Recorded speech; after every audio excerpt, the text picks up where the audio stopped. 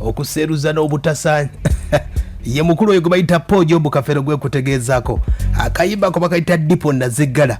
emboozi gye tuli bwetandikira buddakiika nga 7 n'obutundutundu nga 25 ke kayimba ko Dippo Nazzigala ze zimu ku alubamu ze ezaali enzito ennyo era ng'omukulu Job Kafeero nakutegeeza alubamu ze yaleka zaali 21 yafiira ku myaka 37 egy'obukulu mwagwa 27 atandika endongo emwagwa 1987 mu kibiina kye bayita Pluto Boys era ng'oluyimba olwasooka baluyita abakazi okuwasa olwe yasembayo baluyita nsonda nnya alubamu yasooka bagiyita muvuuka munnange alubamu yasembayo bagiyita nsonda nnya lwe lumu ku luyimba olwasingira ddala okufunamu akasente naye nga mu nnyimba zonna ze yayimba toyinza kuba ate nga weerabira oluyimba lwe bayita walumbe zaaya lwe luyimbayo olwasingira ddala oluyimba olwo yaluyiya mwagwa lwa 92 ne lufuluma mwagwa 1994 yasobola okuba ate nga afunamu na award gye bayita Golden Boy of Africa y'omukulu oyo 23 n'afulumya akayimba ke bayita Dippo Nazzigala kawangula Palm Award 23 ne 24 omukulu oyo alubamu yali nzito nnyo nga bwe nakutegeeza Job Kafeero yagifunamu miliyoni 10 abagijjukira obulungi era bagamba nti kayimba kano abasobola okuba tebategeera ensonga zino ez'omukulu Job Kafeero akayimba kano aka Dippo Nazzigala kigambibwa nti yakayiya mwagga 19 wakati wa 97 98 emyaka nga 3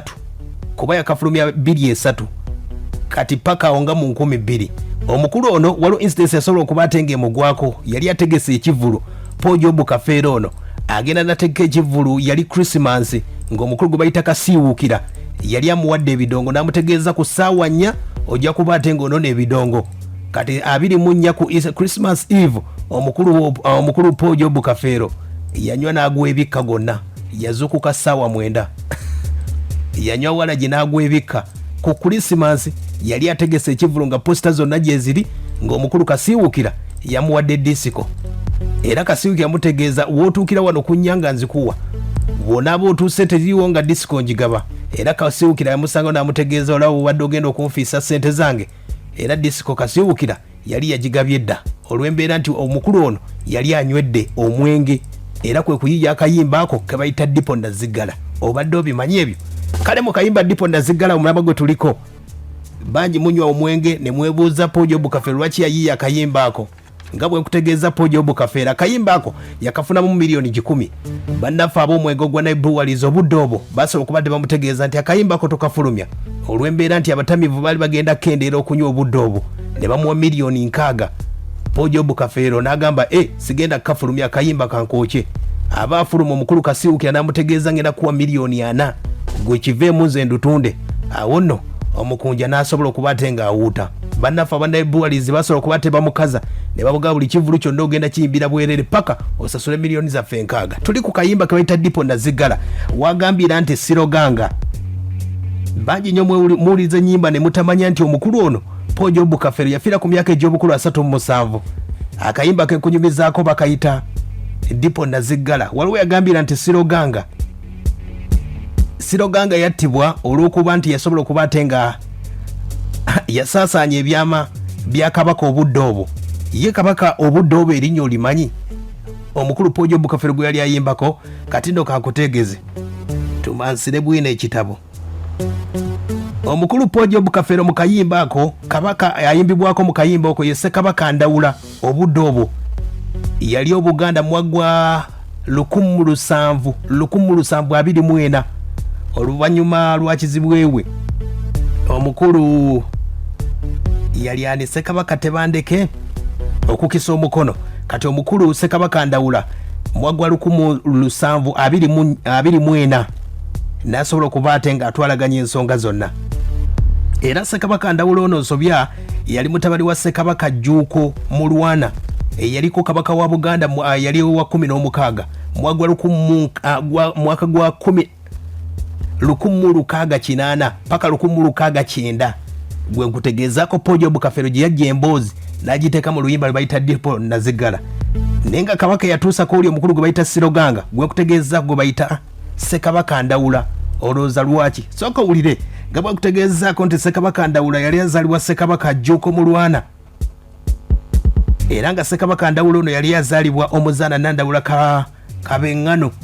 ow'ensenene era kigambibwa mu biseera ebyo era Sseroganga we yasobola okuba ate ngattibwa mu biseera ebyo. Omukulu ono Ssekabaka gwe kutegeezaako Ssekabaka Ndawula obudde obwo yalina olubiri lwe sayidi z'ekyebanda eyo era entujjo eyali mu lubiri omukulu Poojo Kafeero gy'ayimbako yali sayidi z'ekyebando nkutegeeza mu Agwa 1724 Poojo Kafeero gwe nkutegeezaako era Ssekabaka obudde obwo gwe kutegeezaako Ssekabaka Ndawula yali kabaka wa 19 mu Agwa 1724 paka 1734 yayina abakyala ng'omuzaana Nabisubi, waliwo omukyala gwe bayita Nagujja, omuzaana Nakidde n'abazaana abalala. Yayina abazaana nga bawerako obudde obwo gwe nkutegeezaako. Tuli ku Sseroganga oluyimba bayita Dippo Nazzigala.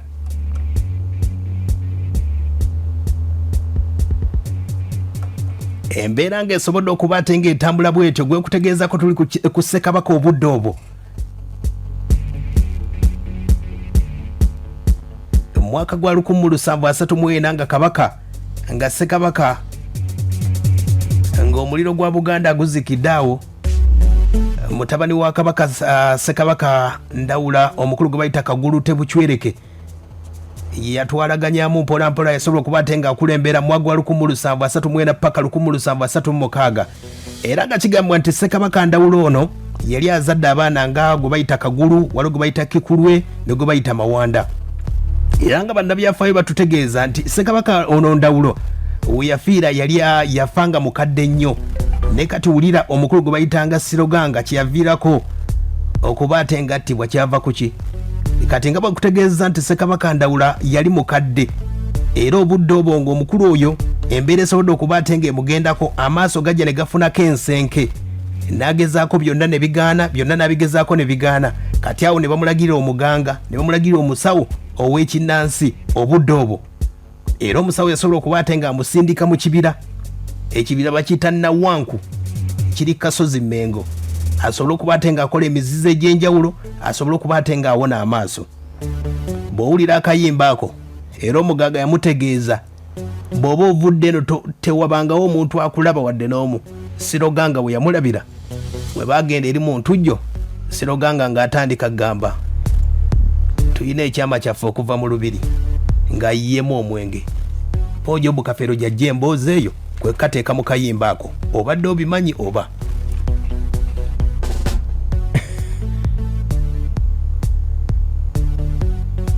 we yagambira Poojo Kafeero mbu naye gwokkiririza otya nti kaali kamwe kabi guli gwali mubisi gutuya